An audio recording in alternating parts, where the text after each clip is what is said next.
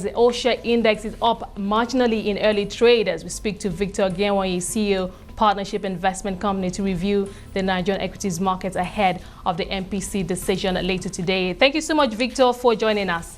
Thank you for having me. Well, it's a big day. The big day has arrived. It's a day the markets have been waiting for, have been speaking for several weeks now. So many theories have been put on the table. So many of the options have been discussed as to what direction the policy MPC would take today. But let's talk about how heavy is this on the market at this time?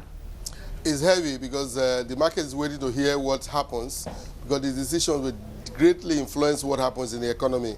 So the market is kind of waiting to hear what the MPC committee will do.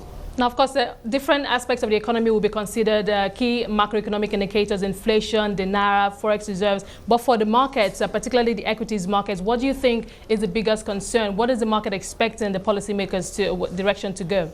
Well, first of all, the MPC has very few options today.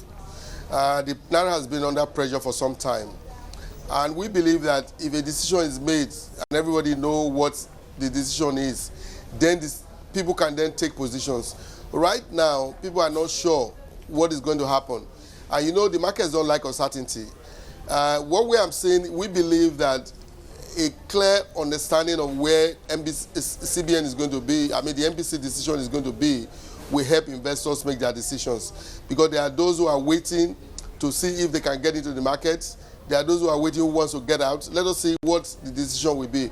I think very clearly you can say that the fact that the decision is so weighty, that's why the market has been flat the last 2-3 days.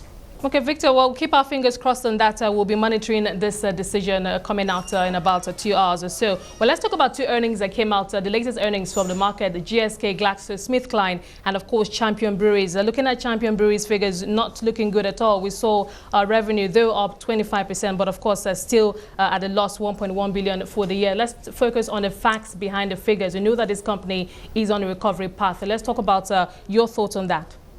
Well, you know, Champion Breweries' results was a little bit surprising, but you have to realize that most of the brewing companies haven't done very well.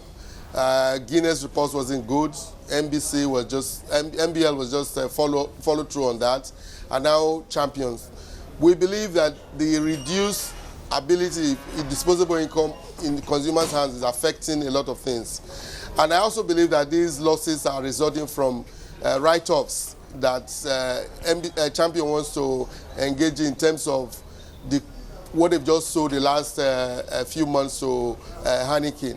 We believe that with time, we are going to see a situation where if all these write-offs are removed from the books, we should have a much clearer earnings picture from Champion. Okay, how soon would we see that happening? If they're writing off the debt at once, that's for last year. So could we begin to see the recovery perhaps from the first quarter numbers? No, I think from after the first quarter, I think we should see better numbers in the second quarter, because this is a way of just cleaning house, making sure that you have a cleaner book. I think that's what they've done. They've taken. Don't forget that this was exactly what also happened in Dangote Flour. They decided to clean all the issues that might be in the books once and for all and have a cleaner books. I think that's what has happened with Champion Breweries. Okay, let's quickly move on now to GSK, GlaxoSmithKline. We saw a 15% climb in top line, but profit came in at just 3.5%. Did the market find that disappointing? Well, you know, the market is a little bit confusing right now in terms of following numbers. A lot of people have asked me and said even some of the results that returned in the banking sector are very good, and yet the market has not reacted to it. The reason for that is that investments are priced in the future, not now.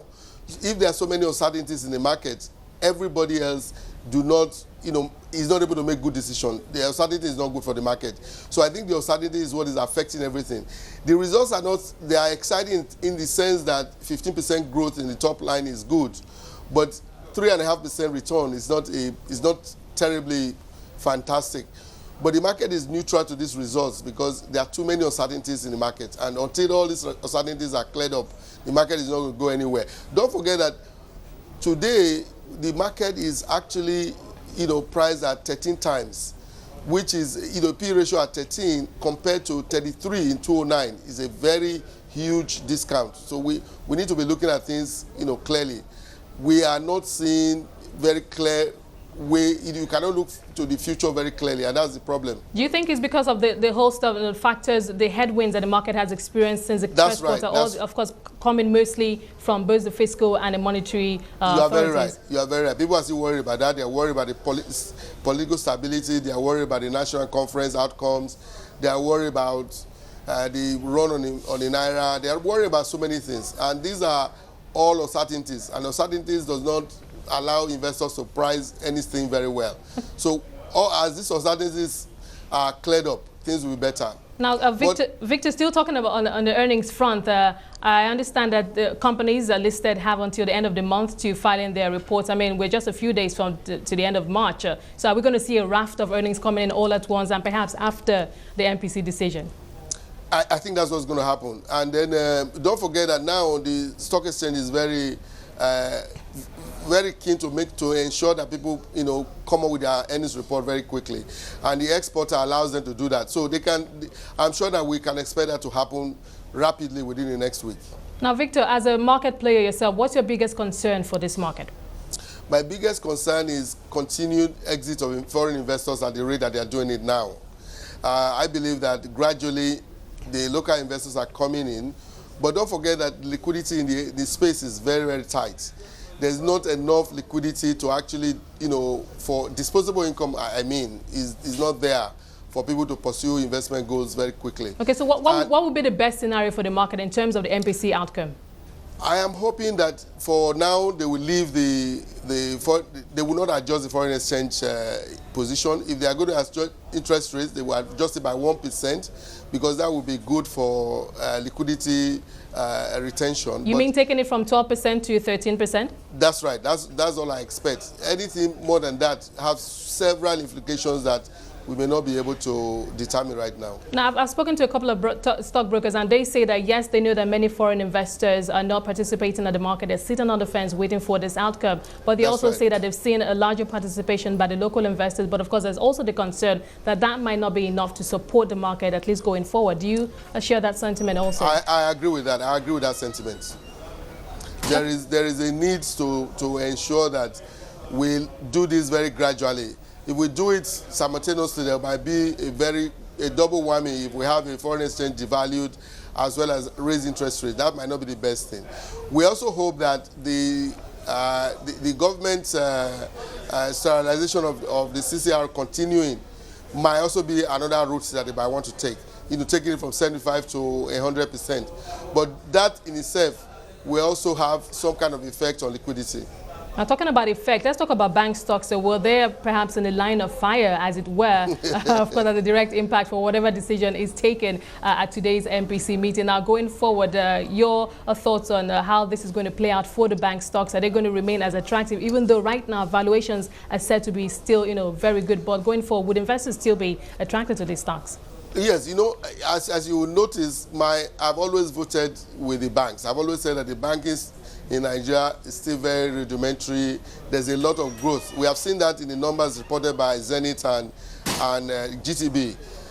There's no doubt that they are going to be facing headwinds for now, but the more we look at the valuations currently and seeing what they are doing in terms of their own growth, we believe that banking stocks still have a very good way to go. Investors who have patience, not just those who are looking for money immediately, those who want to buy and hold it for some time, this is a very good time to get into these stocks. All right, thank you so much, Victor. Thank you so much, Victor, for talking to us. That was Victor Ogiemwonyi, CEO, Partnership Investment Company.